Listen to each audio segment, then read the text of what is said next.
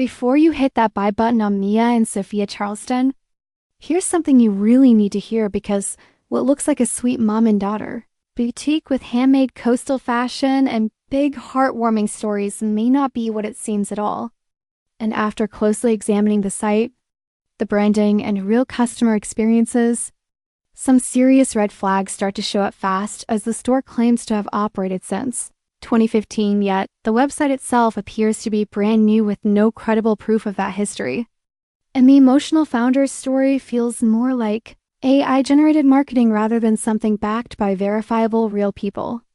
While many of the clothing, designs advertised as handpicked boutique,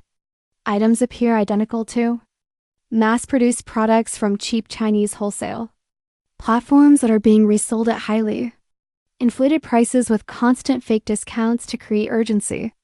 And the product photos don't help either because many look heavily edited or AI-generated and often fail to represent what customers report actually receiving,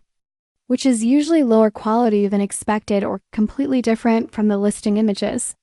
And when it comes to transparency, the problems continue since there is no real phone number, no properly verified business address, and extremely limited company details available on the website, making customer support almost impossible to reach according to buyer complaints. While the refund policy is another major issue as it requires international return shipping to China at the buyer's expense, which can cost more than the product itself, effectively trapping customers who are unhappy with their orders. And across various feedback reports, people describe missing packages, no tracking updates, ignored emails, or refunds that never arrived,